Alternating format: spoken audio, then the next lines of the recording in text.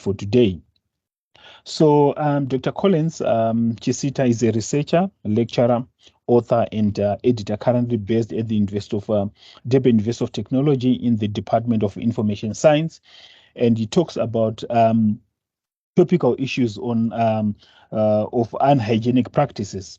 Currently, he is the secretary of the International Federation of Library Associations and Institutions, that is IFLA Indigenous Matters section. And Dr. Chisita has also presented papers at the local and international conferences in Africa and abroad.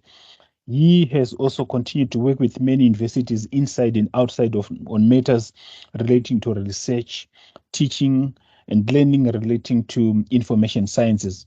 Dr. Chisita has written and edited books, journal articles, book chapters, produced conference papers, and participated and presented on webinars relating to topical issues on libraries and related institutions and the emerging technologies.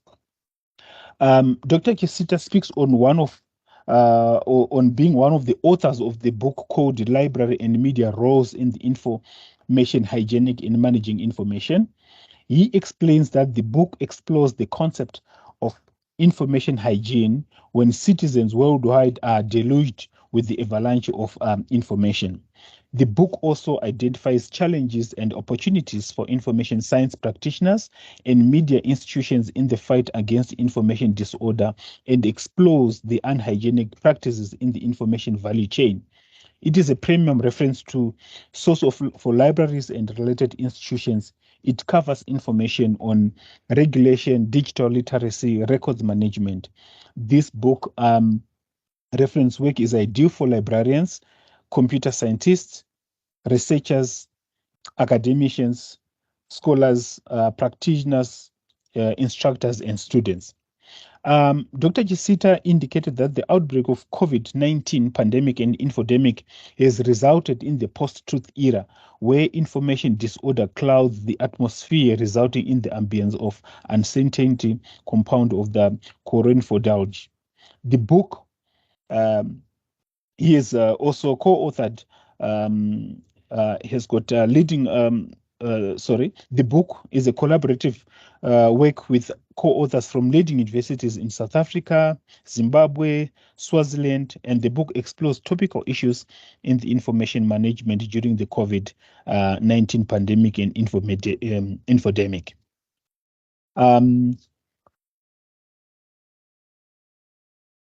The most important thing of this book is that the book premiums reference sources essential for resources for libraries, academics, professionals, and practitioners.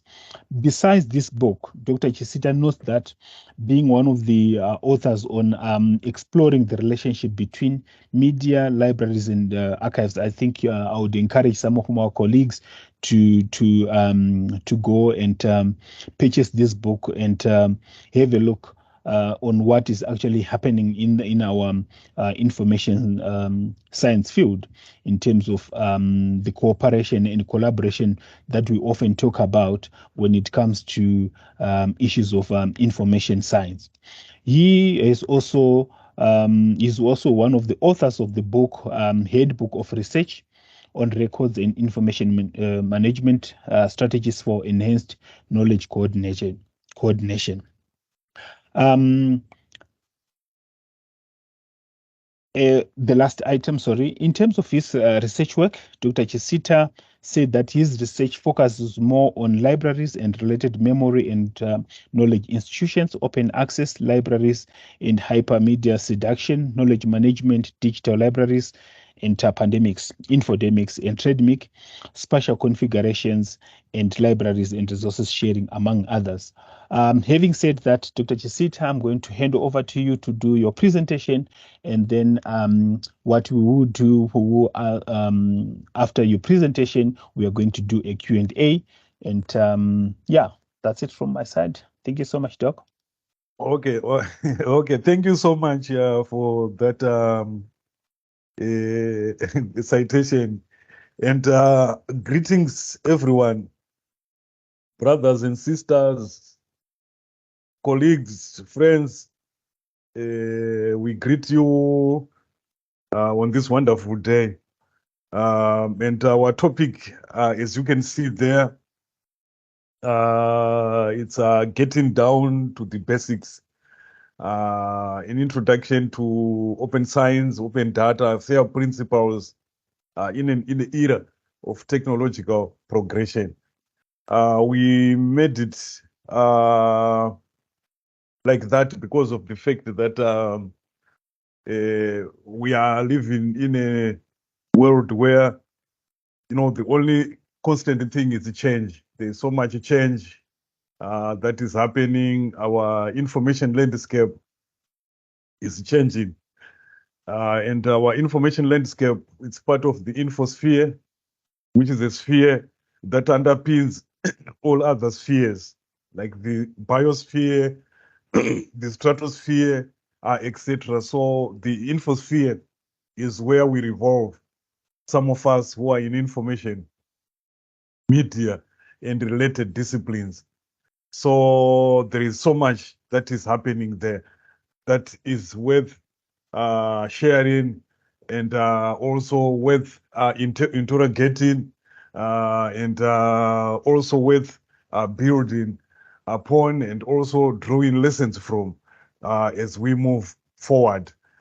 Generally, this month is usually associated with open access, the open access and open science, open data, open education, and everything open. And this phenomenon of openness has become the future. As you will see that many things now are being prefixed with the word open. Open distant learning, open education, open science, open access. The list goes on and on and on and on and on. So it's a new phase that is leading towards openness. And we hope that this openness will be an openness that will take everyone on board and also benefit, especially those who are disadvantaged, who want to move on and elevate themselves to higher levels. Generally, open science refers to a collaborative culture enabled by technology that empowers the open sharing of data, information, knowledge within the scientific community and the wider public to accelerate scientific research and understanding. That's the definition that we get in 2020 there from Murphy and other, co-authors who are also proponents of the open science and also the open access movement. And what we see there is that this openness implies a removal of barriers. It also implies transparency. It also implies accountability. It also implies uh, democracy to a greater extent, even though in that definition it might not be explicitly stated, but uh, that's what is entailed within this new trust that we are into. There's this guy known as Jimmy Wells, was a visionary, and he's among those who began to support the open access and open movement long back in early 2000. And you see that most of these issues to do with open science, they become more prominent, especially after 2000, as the world transitions from the 20th century to the 21st century, which is the knowledge age, the knowledge dispensation, the knowledge economy. He said that imagine a world in which every single person on the planet is given free access to the sum of all human knowledge. That is what we are doing. So that statement might sound utopian. I think you know utopia. It's something that cannot be achieved. He stated it, that was in 2008. And there were a lot of battles that were going on, people beginning to question the oppressive models of publishing, exploitative and oppressive models of publishing that tended to milk scholars, that tended to milk the public through taxes, because the public would be forced to pay for research that has been funded by taxpayers. And also the fact that prior to this movement, many researches have been done in secrecy, sort of like an occult. And as a result, there have been so many unprofessional and unethical practices that have characterized some research since even the uh, uh, beginning of the 1930s, when Hitler came into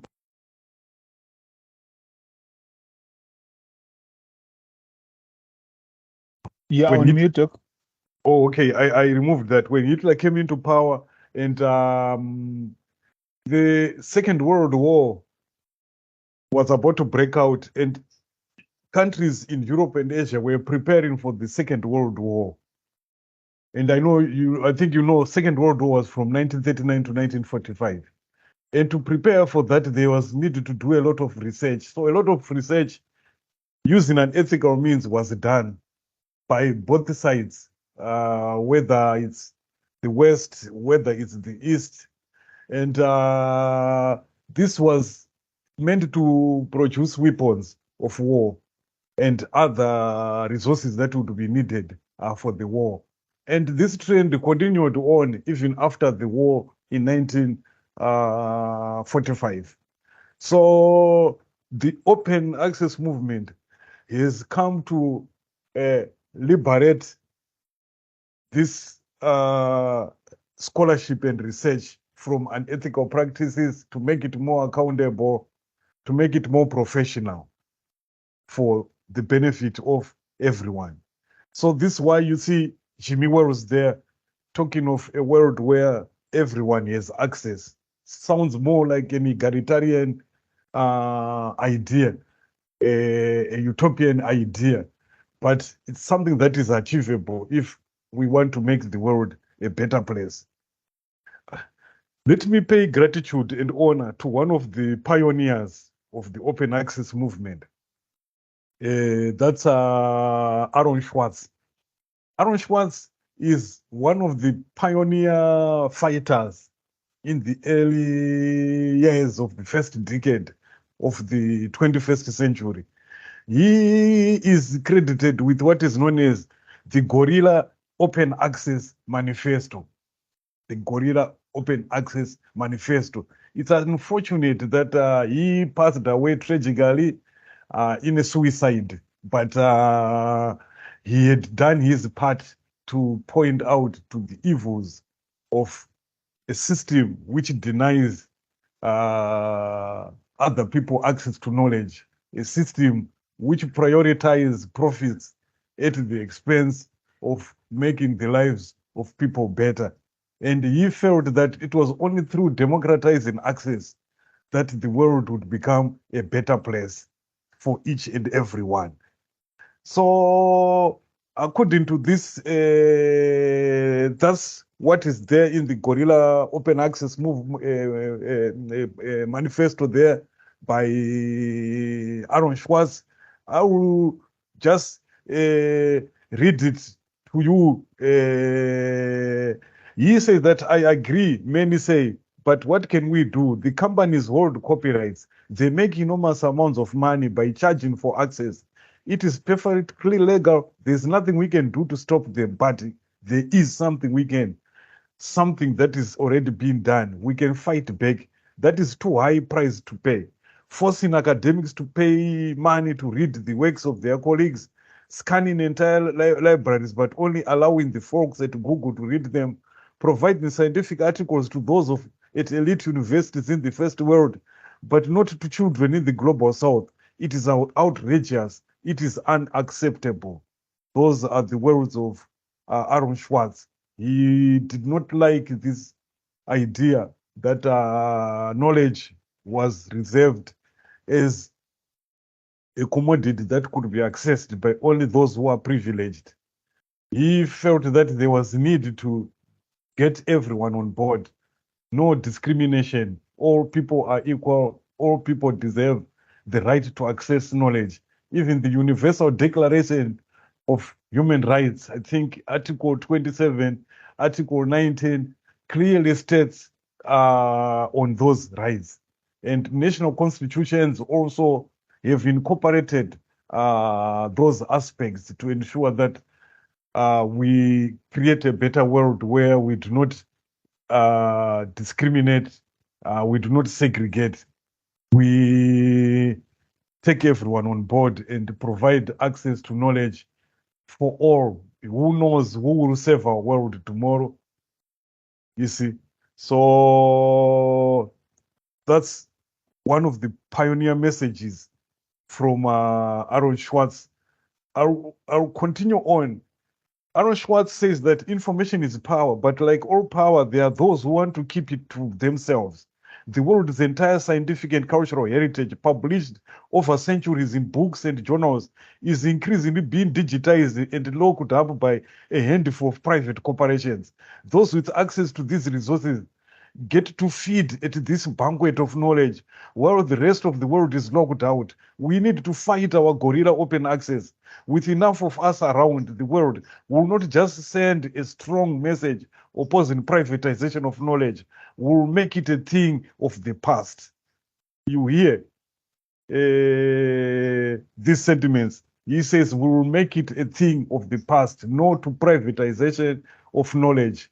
Because if we allow privatization of knowledge, very soon they are going to privatize the air that we breathe.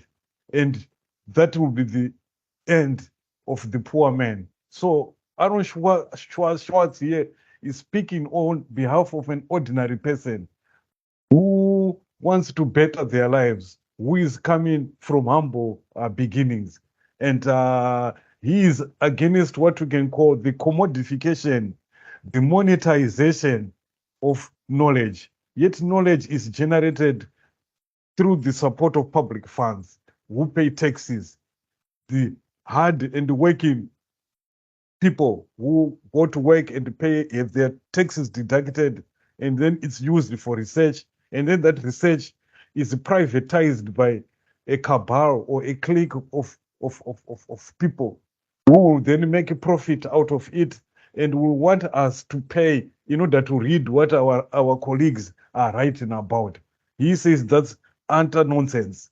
So he challenges that dispensation. So we pay gratitude to people like Aaron Schwartz. He committed suicide and passed on, but his works have been immortalized. And as I am doing now, it's I'm immortalizing some of his works because they are in line with the vision of open science, with the vision of open access, with the vision of democratic access, with the vision of egalitarian access to make everyone informed. Imagine if we are all informed, what would make very, great decisions that could make humanity better.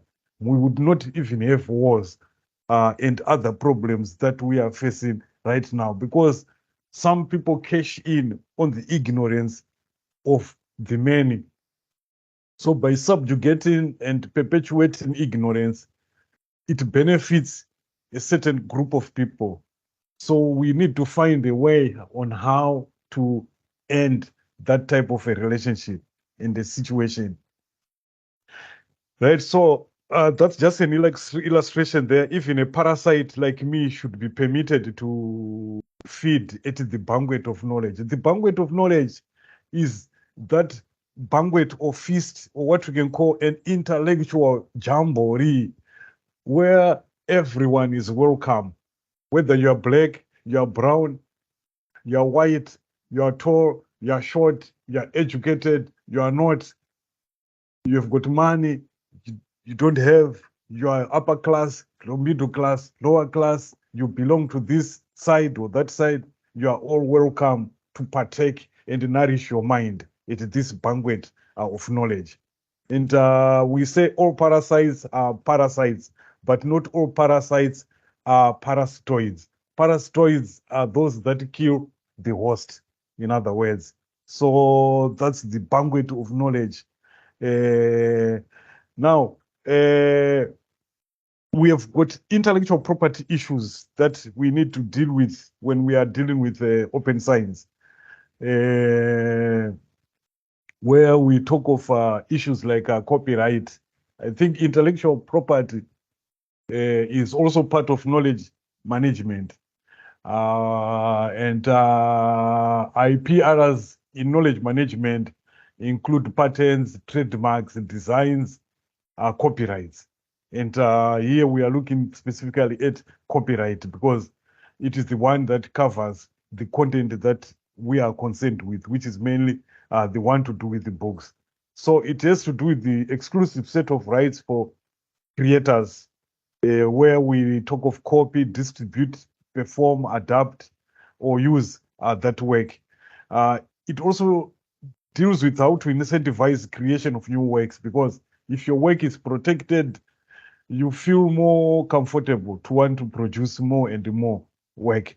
And also, it also issues to do with control by the creator, the organization, or the employer, and issues to do with permission to use, or what we call fair use of works that are intellectual. Now, with the copyright, there are exceptions and limitations to copyright. For example, if we look into each copyright regime for each and every country, there are limitations, exceptions, and limitations that guide us in terms of use. These might vary from country to another, but they are more like standard on a universal basis. For example, where there's criticism of a work, a critique, a critical appraisal of a work, it's allowed to do that. Also, where you want to provide access to those with visual impairments, those with who are visually disadvantaged, or who are hard at hearing, or hearing disabilities, information is to be repackaged in another format that will enable them to access it, because it's their constitutional right to also access information that everyone else has a right to access. Also, issues to do with news reporting. When you are reporting on a particular content that has been generated by a creator, it's allowed to use that material to report and educate people on maybe the availability or the perception that people have over that piece of work.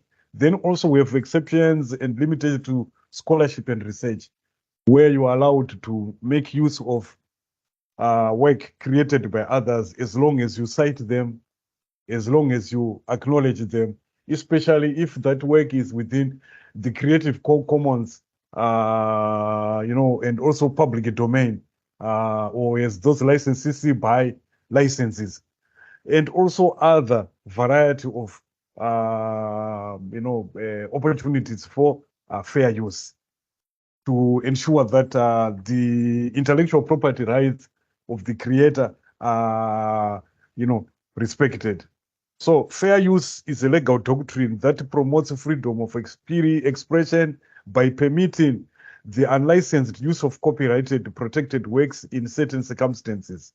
Copyright Act provides the statutory framework for determining whether something is fair use and identifies certain topics, certain types of uses such as criticism, comment, news reporting, teaching, scholarship, research, as examples of activities that may qualify as fair use.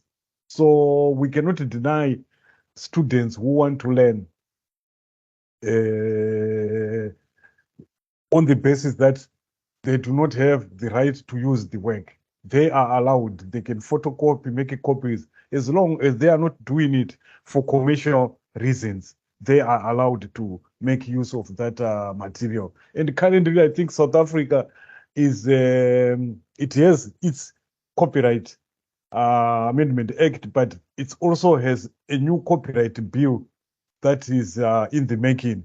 And this new proposed copyright bill has, gained quite a lot of interest and support, and it's likely to, if it gets through, to widen,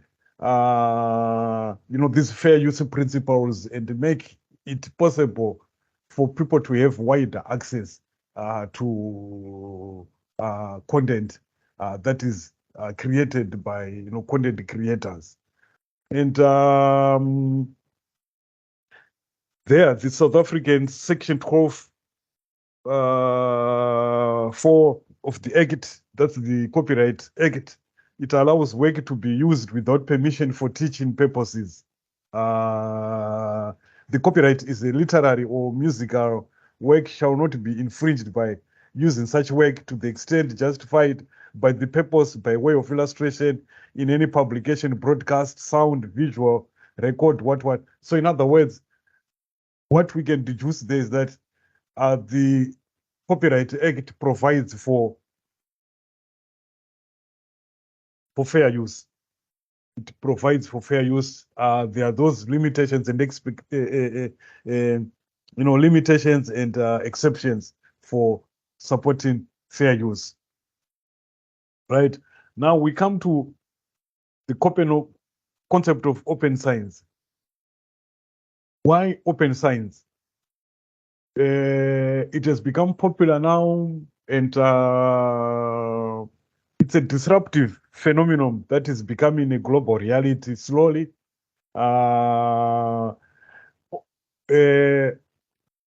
It is based on the idea that there should be transparency in the way scientific research is done.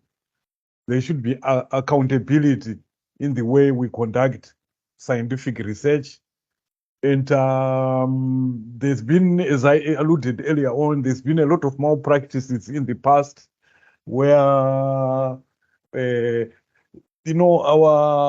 no transparency in the way that we do our research, even in the way we do our methodologies. We are not transparent as to how we arrive at certain conclusions within our research. And all those things now have to be made more open. It is also concerned with the processes of designing research, how to perform it or conduct it, how to capture that research, and also the assessment that follows for that research. The idea behind open science is that the for-profit publishers double appropriation of academic labor and public resources. There's also been, reports of monetization of academic knowledge, which is the commoditization of knowledge, where IPs are, intellectual property are monetized and the profits accrue to those who have control or licenses to this content, the publishers mainly. And we find that use of paywalls, hard walls, soft walls, we'll look at paywalls as we move on. Now, the idea is that knowledge should be a public good as a whole, and barriers should be removed because they are morally and intellectually wrong. We should enable knowledge to be accessible and find some alternative ways on how to make these new models viable for the benefit of society. Now, we are in an era of open access, which is also open science and open data, open learning, open scholarship, and everything. So there are philosophies that support this new dispensation. For example, the liberal democratic philosophy argues that knowledge should be accessible to the public. The radical view, which is more extreme, says that there should be free accessibility of all knowledge. There's also the emergence of the new what we call Robin Hoods, like Aaron Schwartz, whom we talked about earlier on, the guy for the Gorilla Open Access movement, championing the idea of removing paywalls and these other barriers, making knowledge more accessible, and questioning the immorality of monetizing knowledge, the immorality of placing paywalls on knowledge. Remember, publishers, they do not do much because most of their work, they source the labor free. Researchers submit their works to publishers for free. They are not paid despite the labor. If you have to pay to be published by the publishers. And publishers look for reviewers whom they do not pay. They either pay them by giving them tokens to access maybe some of their publications in their online databases and say, okay, thank you so much for your time. And you have reviewed a 30-page to 40-page document, and you are rewarded with a token to access freely some journals. And kids ask you, what were you doing? And you tell them, no, I was reviewing these articles and I got a token to access more journals for free. No monetary gain for you. And the whole idea is to widen access to what we can call the shebang. The shebang means like the arc of knowledge, which means the universal knowledge as a whole in all its aspects, whether it's the generality, philosophy, social sciences, languages, the humanities, the pure sciences, technology, literature, the arts, geography, history, whatever, all disciplines. Right? Paywalls, the most hated aspects. I think you as researchers have experienced this at times where you want to access some document and you find that you are blocked by a paywall. There are 3 levels of paywalls. The hard paywalls that allow no free content and prompt the user straight away to pay in order to read, listen, or watch the content. So that one is we can say it's the North Korea of all paywalls. Then soft paywalls that allow some free content. Maybe you can look at an abstract, some keywords, and here and there in the summary. And then the metered paywall that allow a set of number of free articles that you can access. But basically now what the proponents of open science and open access are saying, no to paywalls. We don't need the paywalls. Now we also come to the concept of the moral economy and knowledge generation. We say that basically what they are saying is that knowledge should be free. So I won't waste time there because it's like a repetition. Knowledge should be free and accessible to each and everyone. Remove the paywalls, right? Open access to research and the access to the arc of knowledge. So we say, yeah, peer-reviewed research articles, that scientifically generated research articles, thesis and dissertations, that's electronic thesis and dissertations, research data, government data, source codes, conference presentations, text, slides, audio, video, scholarly monographs, novels, stories, everything, webinars, websites, and etc. That should be made accessible as part of the open access trajectory. Now, the trends within this open science sphere include such things as use of open data tools, like ORCID, that identifier, digital identifier, and open source software. We are more used to the commercial one, which is charged. It has a paywall. A paywall, by the way, is a digital gate that prevents you from accessing digital content. So you have to authenticate yourself in order to access that content behind the digital gate, which is the paywall. Then we have open licensing, open access platforms, open peer review methods, open courses, open education, open research, among many other open distance education and etc. Then we also are in an era of open data. I think you are aware that we are now in the data age as well, where data is the new oil. Data is a monetary value, just like knowledge itself. And data, they say that data that is freely available to everyone to use and republish as they wish without restrictions from copyright, patents, and other mechanisms. So open data should meet the fair data principles. So it should be findable, accessible, interoperable, reusable, shareable, if not discoverable. You understand? Those are the fair principles for open data. Findable or discoverable, locatable, accessible, interoperable, reusable, shareable.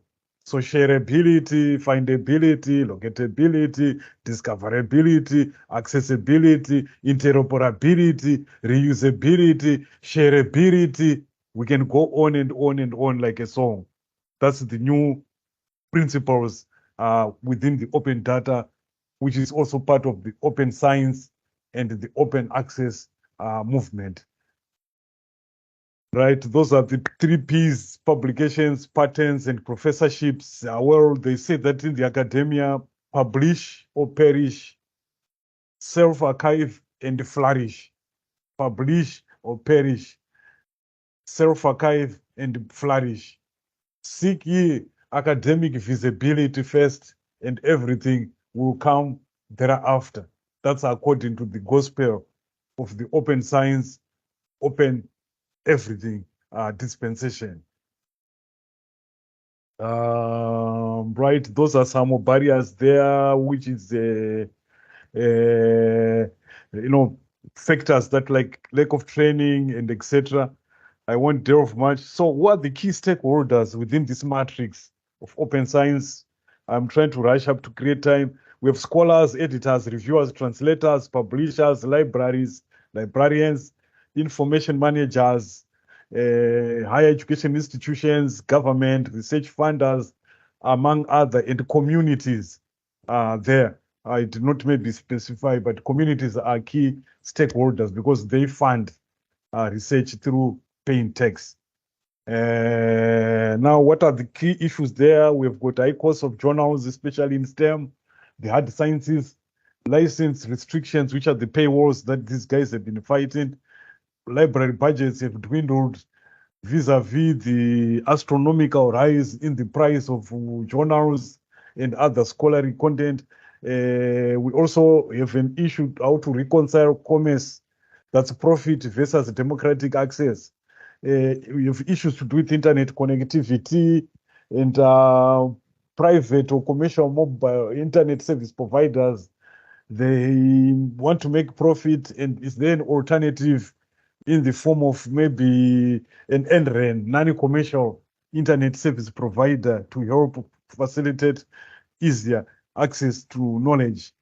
Right. So open access, I'm trying to rush here, is a response to restrictive access. It promotes free flow and the shareability of information, as we have talked about earlier on, enhancing visibility and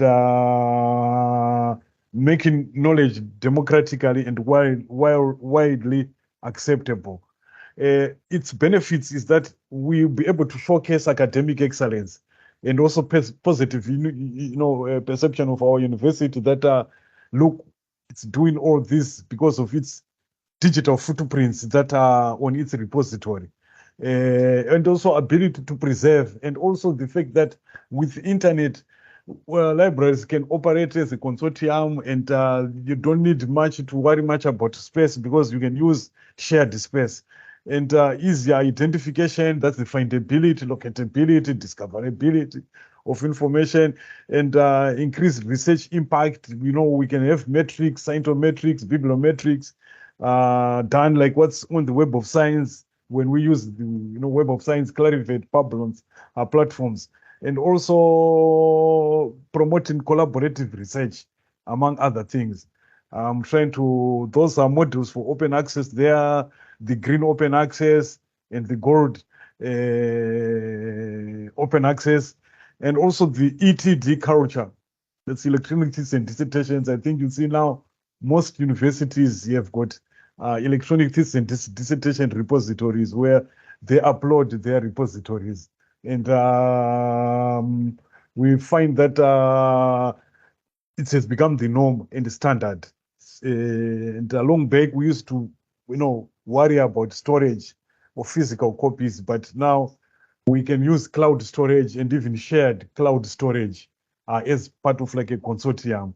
And the benefits there, increased access to information and research, enhancing the qualities of our electronic thesis and dissertations. We can also measure the metrics, login transactions, who is logging in, how many times has this been downloaded, how many times has it been read, and etc. And also widening access to content. Right, there are issues there, maybe that challenges that to do with ownership of property rights, what access is allowed, how ETDs relate to publishers, software and hardware to maintain the system that manages that content. Right, I winding up now, and also expanding graduate research. Those are implications. Democratizing access to scholarship, improving quality of publications, transforming libraries into publishers, rethinking preservation of content, and also technology. Some of the implications. Those are the benefits of these new other formats that we have that are openly accessible for anyone to access. There are still some challenges there that I was talking about. But basically, I can say that research, learning, and teaching cannot be sustained without ETDs, without open science, without open access.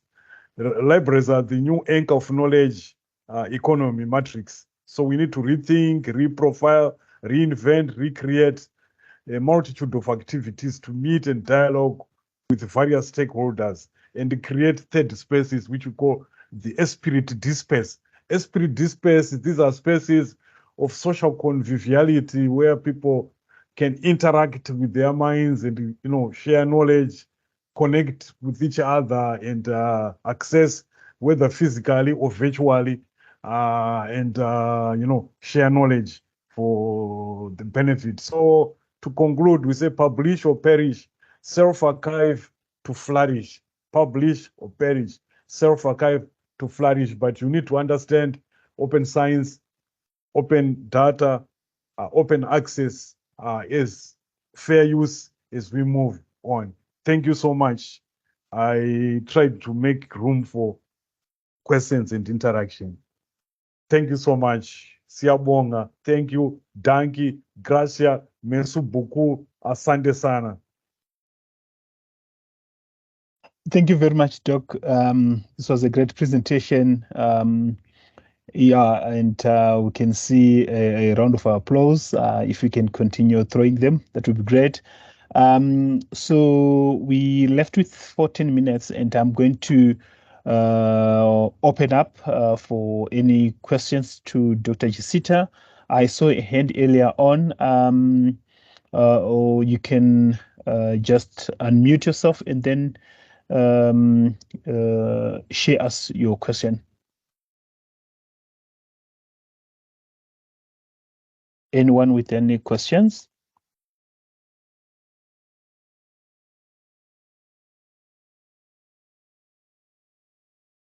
There was a comment earlier on from Warren. He said that the Copyright Amendment Bill will certainly enhance open access in many ways, and this is probably one of its many facets that make it so controversial. On one hand, open access is what it embodies, but what appears to me is that it is yet to speak to where and when copyright will apply in the open access domain. As such, what will be the limits be and how to balance the relationship between open access material and the right of authors to benefit from it as well. A difficult conundrum to solve, but that lies with Parliament to evaluate to this day. I don't know, Doc, if you may have a comment on that. Yeah, that's who came up with that question?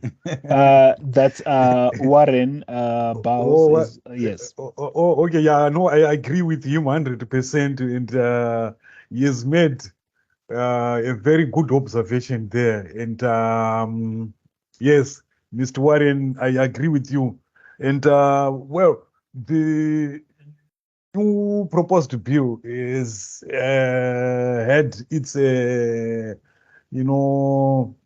progress retarded because of the fact that they still need to understand uh, how to reconcile the interests of content creators and also the public. Because some content creators feel like if you say open access, everything, it's like you are saying dispossess the already dispossessed. Then they have nothing. You write a book for just to make people read, and yet you want to, writing, content creation is part of the creative economy. So as part of the creative economy, it should also be seen to be generating some money. But this money that it generates, it should generate it in a way that also does not overexploit those who have, funded research and those who are also deserving to access this content, because they are not going to use it for commercial reasons, but they are going to use it to build on it and strengthen it, and they acknowledge it. So in a way, yes, that's one of the conundrums, because I have been talking to some of the people who are involved in this. In fact, I am one of those who is involved in it. And we have to remove the gray areas and make people understand, the musicians, film producers, and everything. Understand that when you say reuse, remix, redistribute, you are not totally saying you are doing it all in order to disadvantage the creator, the originator. The originator's right remains sacrosanct, and the originator should be rewarded. There's those rewards, they are not taken away from the creator. They are respected. But what is at stake here is how do you get control over content and remove the immoral benefits that the publishers are making, especially through predatory journals and etc. The amount of money that they make is so much. So I agree with you, it's a conundrum. But as we move on, things will be demystified. Great. Thank you, Doc, for that. And also there was a comment from Celia who said that the SA corporate bill has been stored for many years, and there is considerable resistance from artists, performers, and others to the introduction of the fair use in the bill. And I totally agree with this point, with this comment, because I've attended the Daro conference about a month ago, where various authors and organizations have been against this bill, and there is need for more clarity in terms of how the content creators are actually going to benefit, and there seem to be a big challenge on this issue, and there is more need for awareness in terms of how this bill is actually going to benefit, especially the content creators. I saw a hand there. That is Edmond. Please go ahead.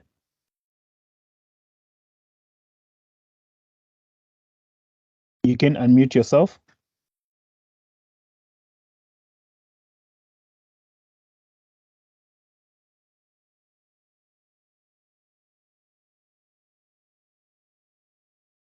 Mr. Kadzenga.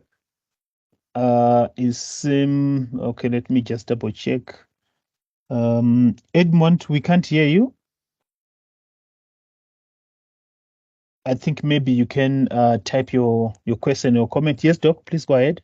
Oh, I was saying, the other issues that maybe justify this current bill would be if we are to look at the COVID era experiences where the production of anti-vaccines could have been made much more smoother and easier had there been an element of knowledge sharing between the global north and the global south. But you remember that the global north said, no, we will not, pharmaceutical companies will not allow the sharing of our trade secrets. We would rather donate to you the vaccines than sharing with you knowledge on how to make vaccines.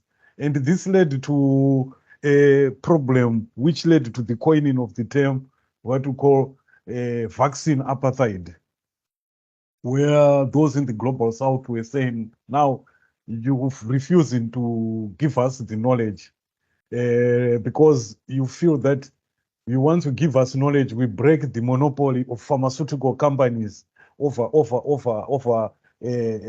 production of vaccines.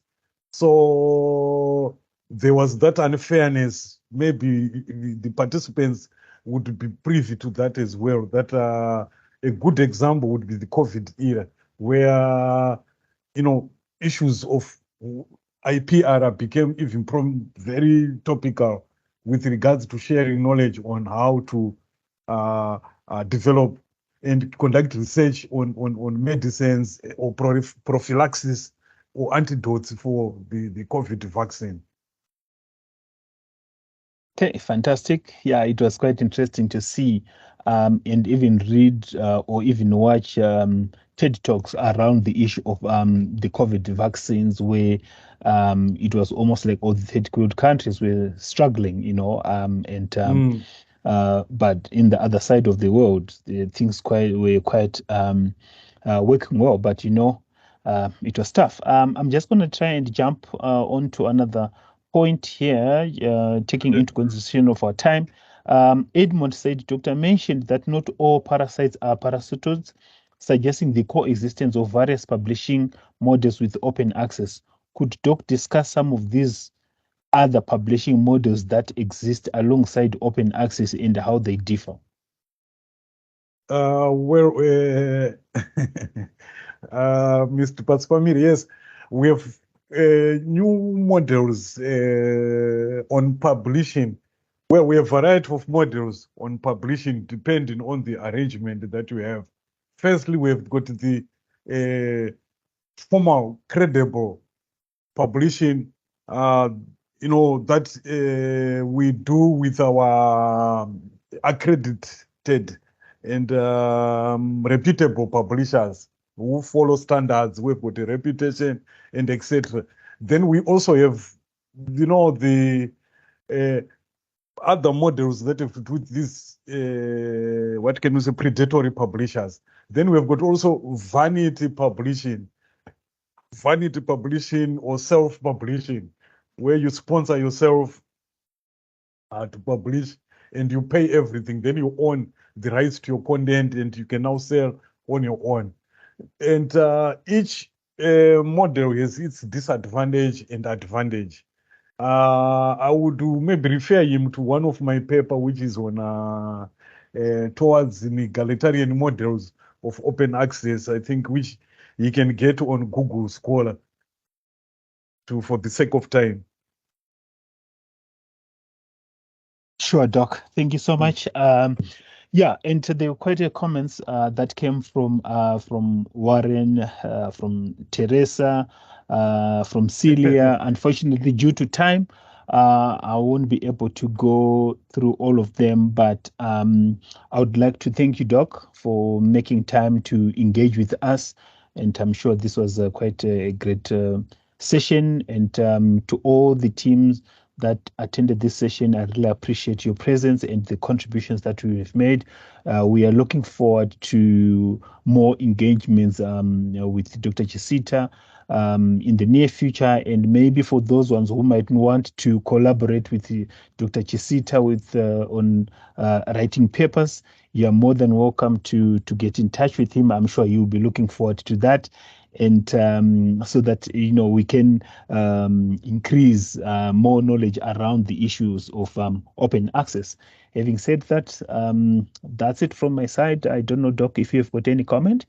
No, I would like to thank the audience and some I've never met, but I was also inspired by questions from Warren, Syria, and Paspamire. It shows that you are dealing with real people who are focused and well aware, and I am very open to interact and work with anyone where possible, because we are currently working on a book which is libraries in an era of constant change.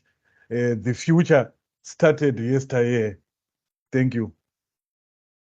Thank you so much, Doc. And to all the team, thank you so much. I really appreciate and enjoy the rest of your day. So, Mr. Kadzenga. Yes, sir. Can you share a recording with us so that I can share it also with colleagues this side? Because my HOD could not attend, but he wants to learn something from this. Certainly, Doc. We will share the recordings soon after. Thank you so much. Have a now lovely day. Thank you so much, everyone. Thank you so much. Thanks, everyone. For the time we had. May God bless you. Thank you. Bye-bye, everyone. Bye-bye.